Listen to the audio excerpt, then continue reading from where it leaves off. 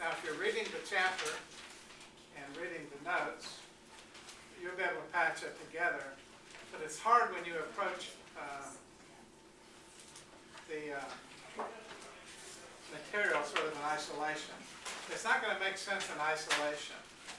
You have to get it in context as much as you're able. And to remember week by week how it all fits into a united whole. This is particularly hard this week because we're starting verse 12 with the sixth angel. So the first 5 were last week. The sixth angel poured out his bowl on the great river Euphrates, and its water was dried up to prepare the way for the kings of the east. Now, we have actually read something similar in chapter 9 and verse 14. And when you read something similar in the book of Revelation, it's probably because it's been covered before, because this book covers the same material in cycles over and over again. Chapter 9 and verse 14 says, saying to the sixth angel who had the trumpet released the 4 angels who are bound at the great river Euphrates. So the 4 angels who had been prepared for the hour, the day, the month, and the year were released to kill 1/3 of mankind. And it goes on, and we, of course, went over that when we were there.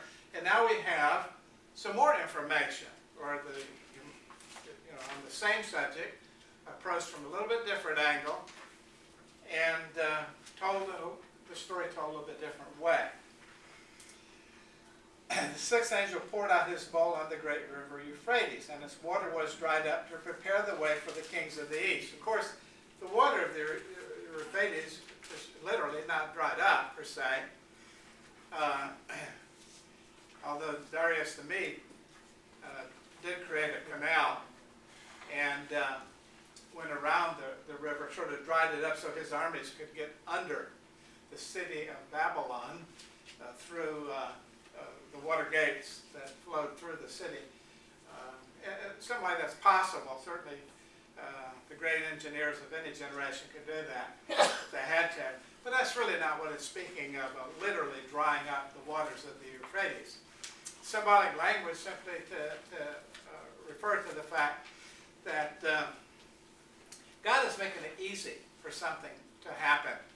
And the impediments of rivers or mountains, things of this nature, he's removing those impediments. So that this thing he has determined that will happen will more easily happen. And so the great river Euphrates and its water was dried up to prepare the way for the kings of the east. Now the kings of the east are going to do what? Well, let's find out a bit. And I saw coming out of the mouth of the dragon, and out of the mouth of the beast, and out of the mouth of the false prophets, 3 unclean spirits like frogs.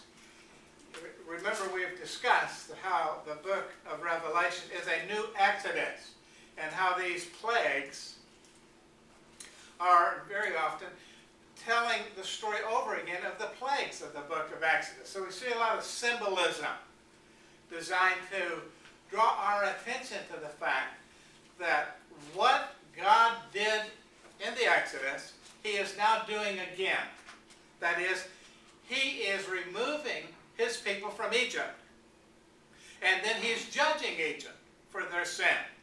The difference being, the new Egypt, as we've learned in the book of Revelation, is Jerusalem and Israel. And God is removing his people, 144,000, from that, as Christ told that group to flee.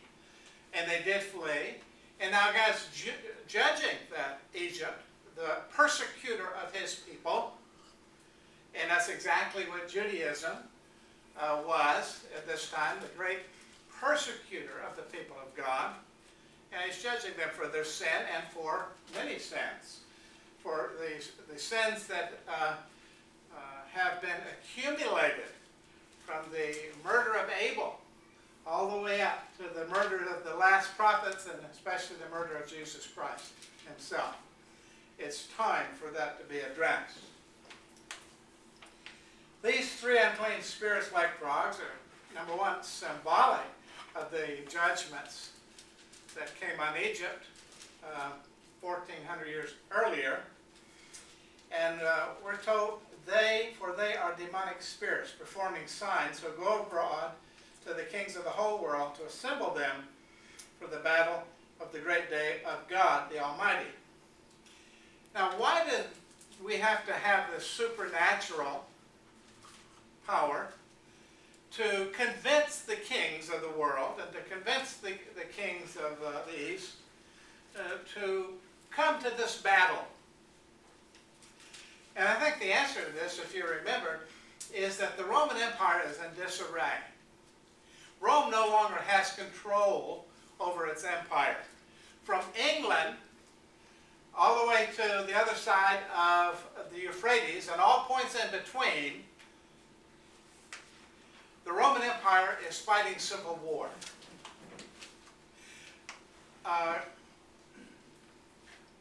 Rome, at this time, nearly lost Great Britain. It came that close. And so many things came that close. There were some major battles in Great Britain that were won by a hair, and if they'd been lost, the Romans would have been driven out of Great Britain at this very time that we speak. And across the empire, many civil wars and wars of this type were going on. My point is, Rome couldn't just issue orders like it normally does. You know, we're in treaty. Part of the treaty is, when I tell you to bring a certain amount of troops to such and such place to fight, you know, for the cause of Rome, you do so. And I hereby, you know, do it and sign my name and, as the emperor, and you do it. Well, first of all, who's emperor? Remember the year of the 4 emperors, and everybody's killing each other. Nobody's quite sure who's in charge of Rome anymore. My point is, it's going to take some supernatural work by God to organize this battle, this great battle, because Rome has just lost its authority and command across the empire. You just see the point I'm trying to make. And so, to ensure that this battle takes place, then God will allow certain supernatural phenomena to occur. What that was, in detail and specifics, I don't know. But I do know that these demonic forces, as are described here, 3 frogs, are effective in convincing the powers that be across the Mediterranean world to do what they have been commanded to do and come together at this place, Jerusalem, to fight this battle. Am I making any sense to you? Now, that includes, of course, as pointed out, the kingdoms associated with the Euphrates. That is, there were legions there, Roman legions, plus there were allies there who provided troops. And so the Euphrates area was always an area of which Rome controlled it very precariously.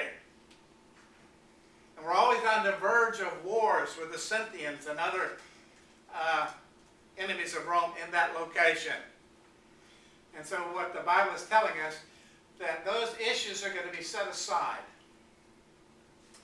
And instead of the quote-unquote allies refusing to cooperate with Rome, or even, as they periodically do and we're doing, fight with Rome, now the impediments are going to be dried up, and they're going to cooperate. And they're going to send their auxiliary troops. They're going to send their armies from the east and all parts of the empire to this specific great battle. Am I making sense? If I'm not, keep it to yourself. But if I am, then you can agree. And notice, of course, the purpose, to assemble them for the battle on the great day of God the Almighty. This is the specific goal and purpose, a battle. Get all the armies together for a battle. That's what's under discussion here.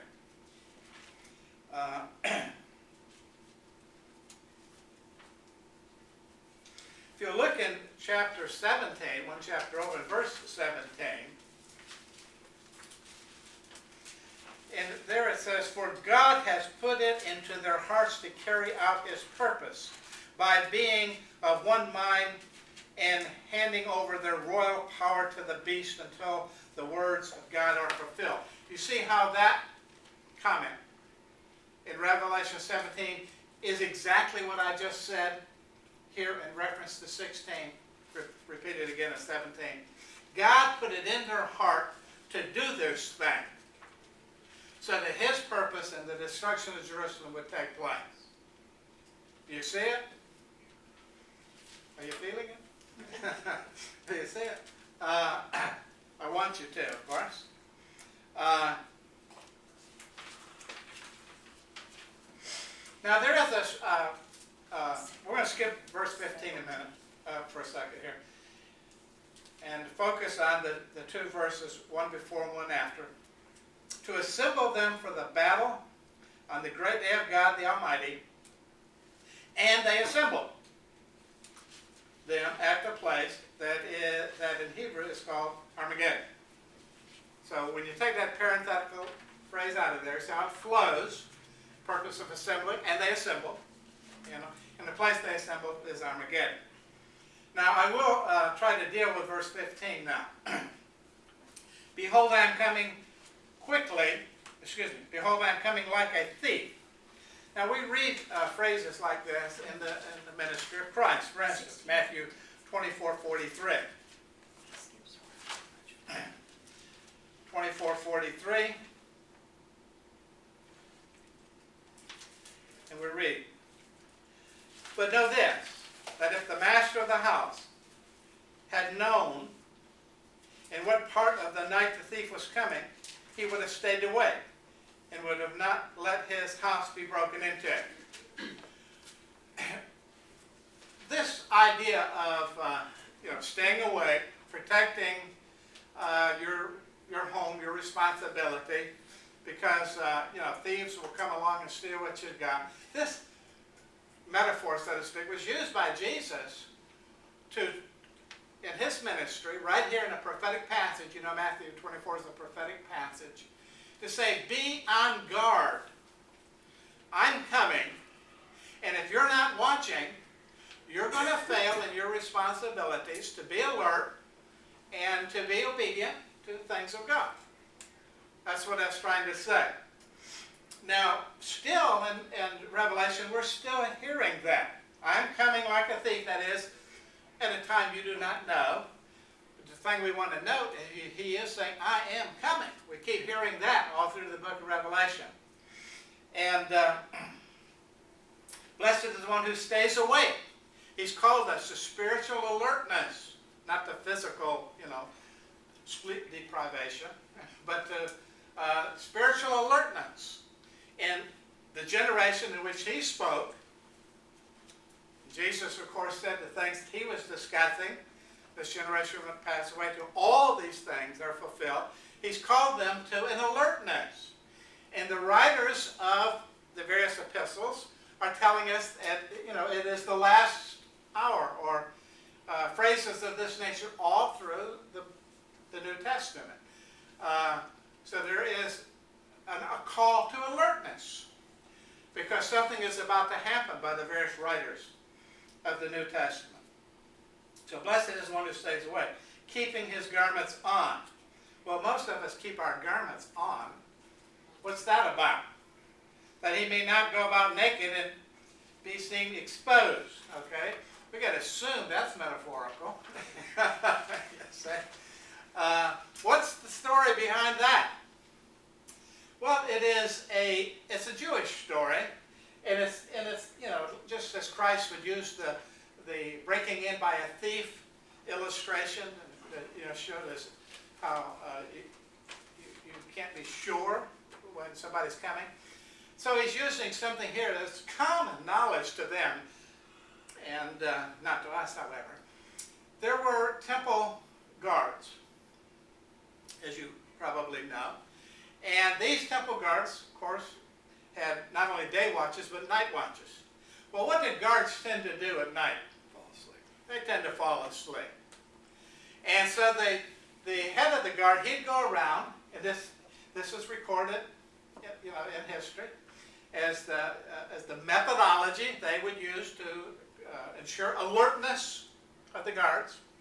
And if he caught some guard sleeping, he'd wake him up. First warning. They didn't have 3, they only had 2, however. 2 warnings. Next time he'd come back, he'd find somebody sleeping. You know what he'd do to him? He'd set his clothes on fire while he slept. Now, what's your best guess is that if you wake up with your clothes on fire, what you're going to do? You're probably going to try to get out of them as fast as you can. And there he'd be standing there stark naked, with his clothes burning in a pile over here. And in front of the captain of the guard, and said, "Now, I told you to stay awake." And you didn't do it. Now, aren't you embarrassed? And that is a historical fact. And this is an allusion to that. Right here. Keeping his garments on that he might not go about naked and be exposed, because the point is, by allusion, you have some responsibility to the things of God. To be alert, to be in ministry, and just as the guards of the temple had responsibility for the temple, so you, as children of God, have responsibility for the Church of Jesus Christ. Or even those who are Jewish believers have certain responsibility to the Jewish community. The point is, you have to be on alert, conveying the message of the soon coming of Jesus Christ for the benefit of the hearers. And if you don't do that, if you're asleep, of course, you're going to fail in your mission. And the great thing, you're talking about the coming of the Lord in reference to what? To judgment. To war, you see. And it's your job to alert the faithful so they don't get caught up in this war. So, skipping now again that parenthetical phrase to give you some idea of it's a call to alertness. And focusing on the fact that these armies from the east and everywhere else have been called to a battle on the great day of God the Almighty, a great battle. And that they assembled them at the place that in Hebrew is called Armageddon. Now, Armageddon is identified by John as a place. Now, there's a problem here. And, we've heard all sorts of stuff about Armageddon over the years. Have you ever heard this? This is the only place in the Bible that the word Armageddon is used. Anybody ever tell you that? You know how, yeah, I told you. Do you know how I'm constantly looking at cross-references to the Old Testament or cultural references? As I gave you one just a minute ago about the guards. That's a cultural reference. And I'm constantly looking at these things in order to enlighten our New Testament passage. There are none. There is, I'll show you one verse that I think does address this, but it doesn't use the word Armageddon. The word Armageddon does not exist in the Bible before this or after this. John made it up. And so the question is, a great important question, what was John thinking? He makes up a word that doesn't exist. He has a reason for it. What's his reason?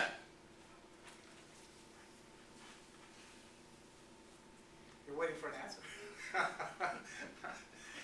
This word, Armageddon, is made up of 2 words. Har, which means mountain or big hill, and Megiddo, which is a city in the valley of Jezreel in northern Israel. Now, there is no place on any map or in any literature that ever mentions a city or a hill or a place called Armageddon in Jewish history. It doesn't exist. Then, now, ever. So what John is doing, he is playing word games in a sense with his audience. I don't use play in a negative sense, but some positive sense. He's challenging them with some 20 questions, more or less. I'm going to give you something. You figure out what I'm talking about, which is typical of this type of literature, isn't it? The metaphors, the symbols, and such like. I'm going to create a place name for this battle. And first of all, it's on a mountain. Armageddon, on a mountain. And second of all, it's associated in some way, shape, or form with Megiddo. Now, what's the nature of what happens at Megiddo or in the Valley of Jezreel? The Valley of Jezreel was the place where the great battles of Jewish history took place. This is where the great King Josiah died in a battle some years earlier. But it wasn't by any means the only place in which the only battle that took place in that area. There were many others. There was, I don't know why I write it down, I'm calling from memory, Gideon. Gideon fought his great battle with the Midianites in that valley. Remember Barak and the prophetess, Deborah, let's think of that, the prophetess. They fought their great battle in that valley. And there were other, and those were battles of victory, but there were others that were battles of defeat. The fact of the matter is, Megiddo is set in the middle of this valley, and that area was identified with war, and sometimes identified with great grief, because there's probably hardly any incident in the history of Israel that burned itself in the heart of the national conscience in a negative way more than the death of the good King Josiah in that valley. And so, I'm going to give you some words, and you guess what I'm trying to say. There's this great battle, I've already told you that, in the prior verse, verse 14, great day of the Lord Almighty, there's battle there. And it's going to, there's a place where it's going to take place. It's going to be in a mountain, and it's going to be associated with traditionally war and grief, shall we say. Now, he's basically saying to his Hebrew audience, can you guess where that mountain might be? You think? Well, I'm going to suggest to you the answer by looking at a cross-reference in Zechariah 12:11. This is the only place I could find in the Bible that appears to have legitimate reference. Zechariah, right before Malachi, I believe, in the Old Testament, and chapter 12, verse 11. Actually, this whole chapter. Let's start with verse 11. On that day, that's a prophetic phrase, common to prophetic literature. The mourning in Jerusalem will be as great as the mourning for Hadam Rimon in the plain of Megiddo. Look at verse 2. Behold, I am about to make Jerusalem a cup of staggering. You remember, we're in a place right now in the book of Revelation where Jerusalem is required to drink the cup of God's wrath. See the similarities. A cup of staggering to all the surrounding peoples. The siege of Jerusalem will also be against Judah. On that day I will make Jerusalem a heavy stone for all the peoples. All who lift it will surely hurt themselves. And all the nations of the earth will gather against it. Sound familiar? Yes? No? What are you talking about up there? Now, a lot of passages like this in the Old Testament are sometimes thought of, well, that passage has reference to the destruction of Jerusalem in 586 BC, when Babylon come and destroy Jerusalem. But not this passage, because this passage is from a post-exilic prophet. This is 520 BC. The people of Israel have come back to the land from that dispersion and are now living in the land. And Zechariah says, well, let me tell you what's going to happen yet in the future of this nation. And nothing like that happened from 520 when he wrote it until AD 70, where we're talking now. This is the first incident, chronologically, in which this could be fulfilled. And was it ever fulfilled? You're saying. So we have here this great battle that's taking place that Zechariah mentions. And of course, all through it, starting at chapter 6, book of Revelation, all through Revelation, we've been reading about this battle, you say. And we'll read about it some more before we're done. And it's identified cryptically as on a mountain with some association with the grief and the war that was Megiddo. And it's, in essence, your job now, so John says to his audience, figure out where that war is going to take place. And Zechariah just told us, mentioned by name what city in Zechariah? Jerusalem. He mentioned Jerusalem by name as to where this battle takes place, you see. So, Armageddon is the battle to destroy Jerusalem. People are waiting for it, you know, every prophetic thing you ever read, people are talking about when that's coming. And I always, when they say something like that, oh, I'm sorry, did you miss it? You know, it occurred 2,000 years ago. In the destruction of Jerusalem, that was the Battle of Armageddon. Predicted by Zechariah, predicted all through the book of Revelation, which we're getting continual more information as we go in these cycles to make the point. Jerusalem is called Egypt and Babylon. I mean, how much, you know, in case you missed it, where our Lord also was crucified, is saying. So there's no question about Egypt and Babylon being Jerusalem, where this battle takes place. Questions? Oh. Are you basically saying that Revelation is all taking place at the time of this Armageddon and so forth, or is there? No, I'm saying that most of the book of Revelation took place in a 3.5-year period leading up to the destruction of Jerusalem in AD 70.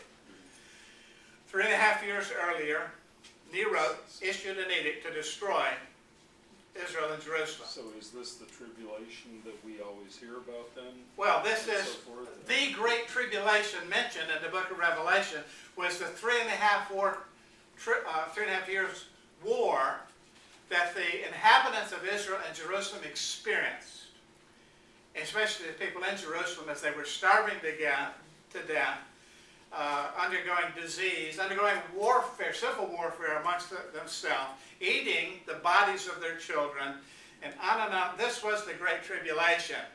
In other words, is there, that would say that there is no more like rapture and this and that. Well, I didn't say anything about the rapture. Because I was going to say, it seems like... You know, actually, last couple of weeks ago, I pointed out in chapter 14 and verses 14 through 16, if you remember, that is probably a reference to the rapture. But the book of Revelation has a tendency of giving us the story of the 3.5 years. And at some point, in that story, there is a, which we could call a second coming scene, or that involves a great deal of potentially other material. It will be a transition to heaven. We will see the saints in heaven, and sometimes then we will see into the distant future.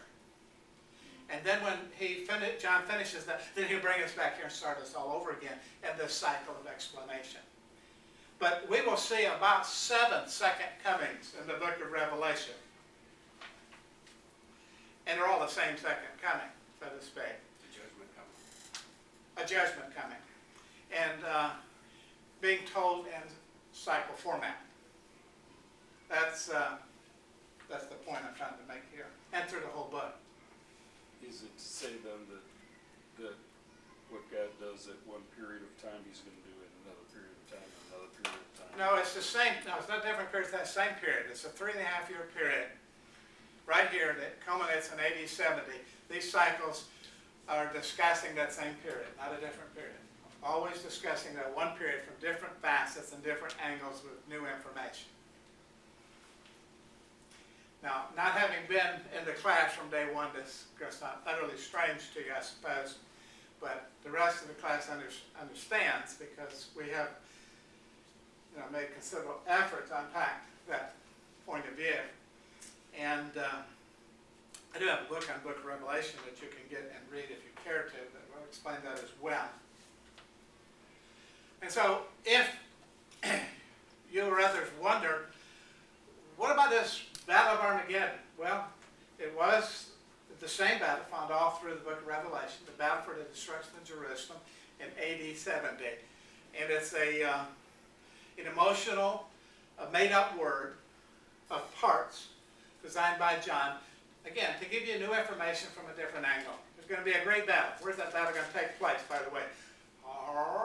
Mountain of Megiddo. And so Megiddo, I might add, is not a mountain. It sits in a valley. Sits in a valley. They call it plain. That's important to know. So it's like, the mountain in Megiddo is like, wait a minute, there are no mountains in Megiddo. It's the hills. Closest thing to a mountain is Mount Carmel. That's not really under discussion. That's at the end of the valley on the Mediterranean side. So the whole Armageddon doesn't work for Megiddo in any way, shape, or form. There's something about Megiddo that's important. And the importance is found in the tragedies of war that took place, great wars that took place there. I'm going to tell you about a great war. It's going to take place on a mountain. 20 questions. Well, 1 or 2 will do. Where's that mountain? It's the mountain that Jerusalem sits on. Mount Zion, the earthly Mount Zion. Heavenly Mount Zion has been transported. Every time we read about Mount Zion in the book of Revelation, it's always in heaven. God has abandoned this earthly apostasy, and he will now destroy the city and the temple in the final days. Questions? The book of Revelation, you think of the book of Revelation, you probably think of two or three things. One, 666, and the other is the Battle of Armageddon. The beast. 666 is the beast. And taking the mark, yeah. Mark of the beast, and we've discussed 666, the beast, the mark of the beast, what that probably references. Now we're discussing the other great topic of the book of Revelation, and the third great topic would probably be the millennium, to which we will get to soon. But certainly those topics ought to be discussed carefully and understood, hopefully. Did you have a question? Well, it seems to me that it's obvious that the return of Christ is the thread that keeps all of this thing from unraveling. It does. And if that were not a truth itself, this would just be ancient history and probably long forgotten. Yes, a judgment return of Christ, and it's critical to prophecy, Matthew 24. The Old Testament we just read in Zechariah, 12? It just spells it out in detail there in Zechariah. Prophecy that could not have been fulfilled prior to this day. And a lot of people see the destruction of Jerusalem as just secular history. It's scriptural history. Spelled out in Zechariah, spelled out in Joel, preached by Peter, and spelled out in the book of Revelation in detail. This is a scriptural significant act. It's not to be compared to like World War II. Well, that's a historical event. That's not in the Bible either. No, this is in the Bible. You see what I'm trying to say? It's not just a secular event. It's a scriptural, spiritual event. It's God's judgment on and his divorce decree against the wife of Jehovah and the putting to death of that harlot wife. And then soon thereafter, what are we going to have? A marriage supper of the Lamb and the marriage to the bride of Christ. See, God is never without his bride. And he will have, and does have, his bride in the church. And the church becomes his people. Whereas prior to this, Old Testament Israel was his people.